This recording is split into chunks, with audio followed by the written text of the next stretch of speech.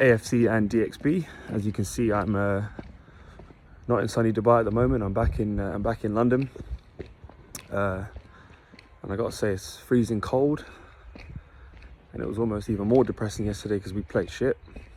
I think anyway. I know we came out with the 1-0 win, but really, look, the important thing is to win games, rack up the points even when you're not playing well. But why am I sensing nerves so early in the season?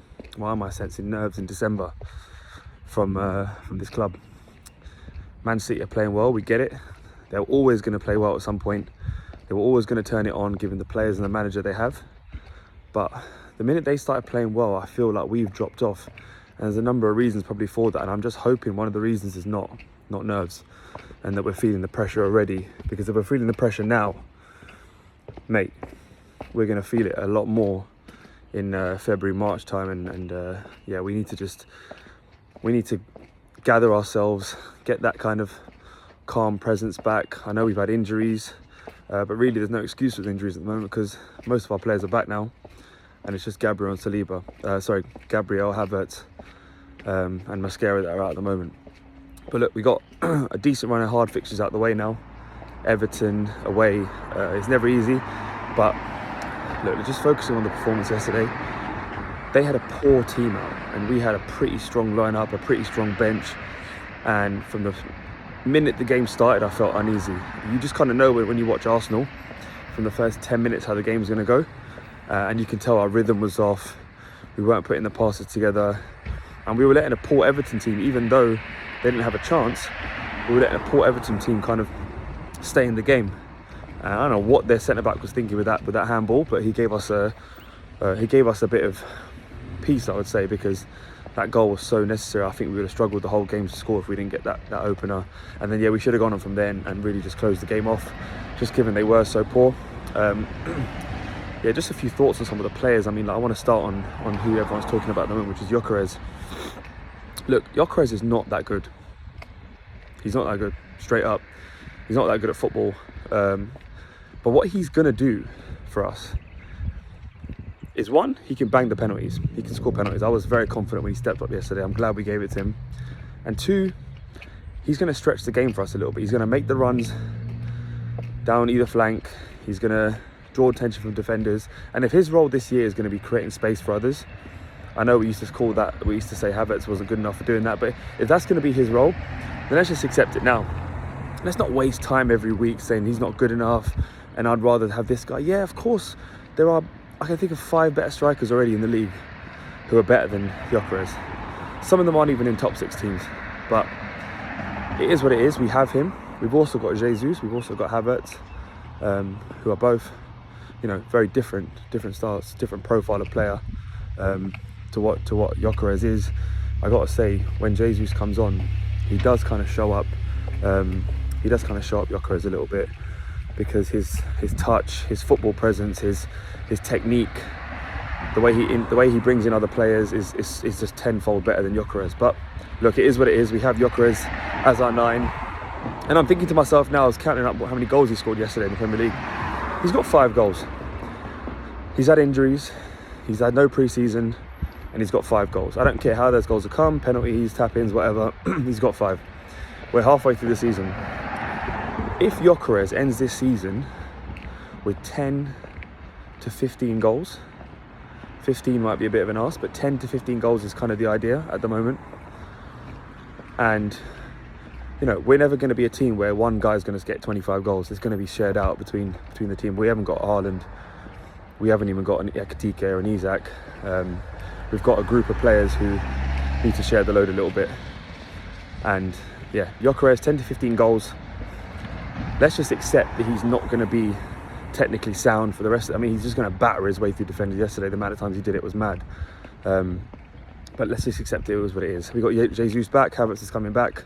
We're still top of the league. But yeah, we cannot get nervous in December. Fucking hell.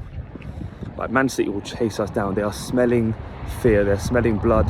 You can tell Pep, Haaland, Foden, Cherky, Reinders, they're all purring at the moment. They can all sense that we're struggling a little bit and that they're going to catch us probably in, stay close to us and then catch us in February, March. They may even go ahead of us before then. but we've got to just calm down. I mean, like, you know, I'm looking at yesterday, I'm thinking about who the players are who are really stepping up, and I just feel like at the moment Declan Rice, who we've kind of said is our de facto captain for the last maybe a year or so, I feel like he thinks he just needs to do it all himself, and even though he is doing that, it's not really sustainable for the rest of the season. He can't just go on you know, trying to play attack, defense, everything. He's up and down. He's going to run out of energy at some point, and he's going to get injured.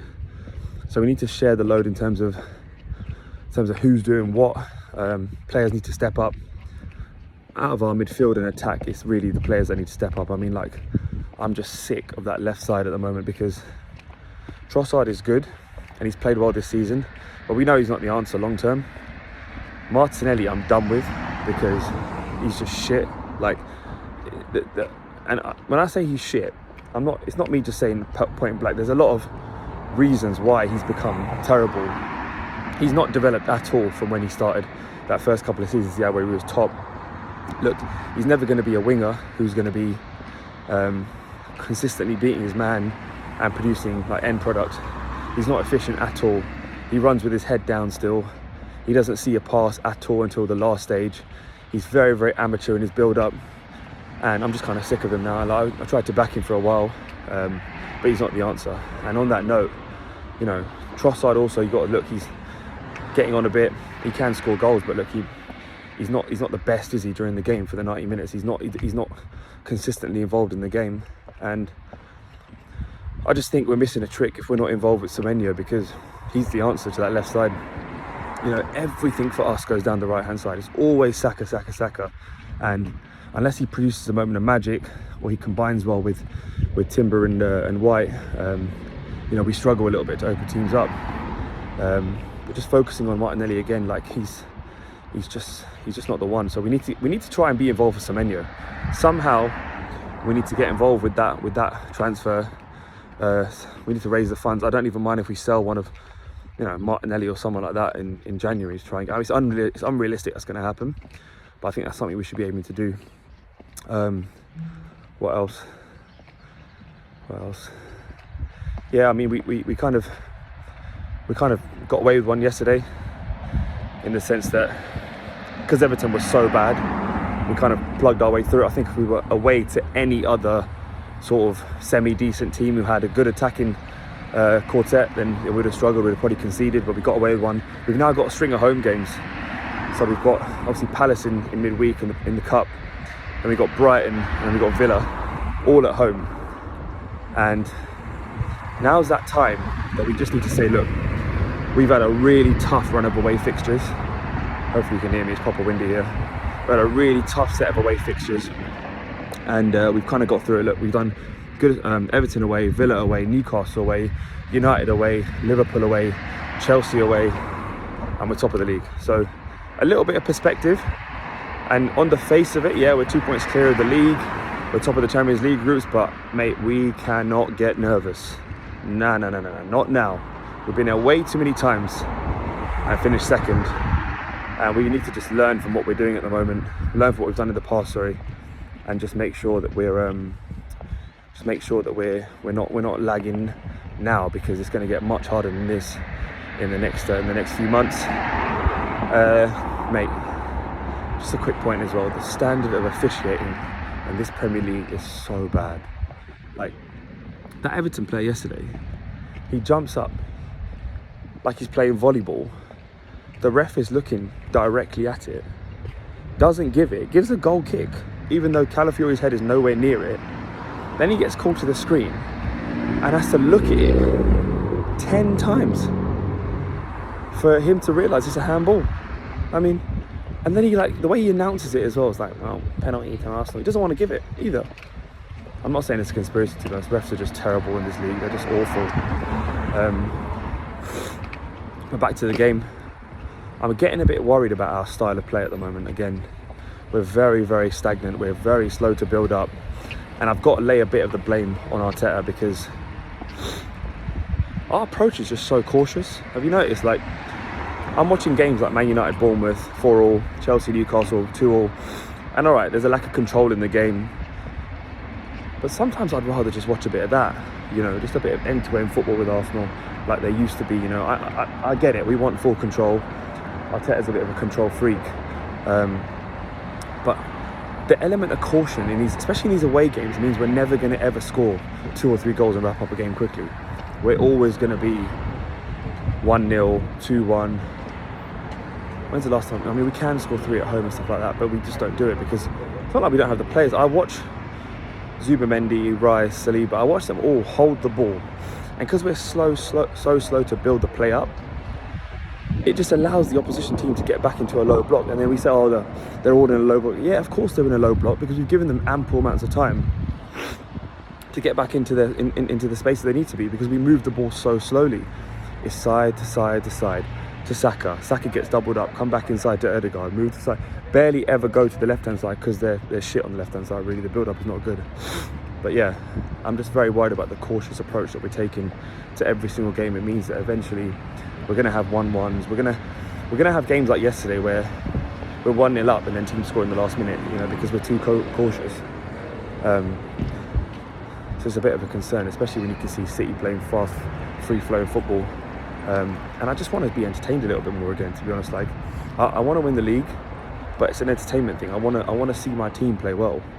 And we're just going through a bit of a bad patch. Maybe we're going to come out of it, but there are some worrying signs there at the moment in our build-up, in our cautious play. I can see, like, when there's a through ball to be played, or there's a ball to be played through the lines to one of our attacking 10s, we just don't do it. We'd rather go back. Maybe because Ødegaard's dropping so far deep that he's not even in that half space anymore.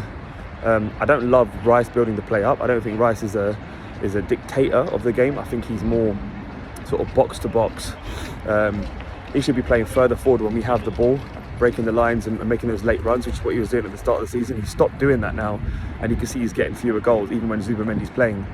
I don't want to see him building up the play. As good as he is, he hasn't got that cuteness to his game where he can see a through ball, or he can take a quick touch forward and move into a half space. He's more of sort of a bulldozer midfielder that we want to see running forward and getting on the end of chances. But yeah, look, all in all, 3 points. A bit worried about the fact that we got nervous against Wolves and now against Everton as well. Got a chance to redeem ourselves with players coming back and a good run of fixtures coming up at home. But yeah, let's do it. Let's not get nervous, boys. Long way ahead.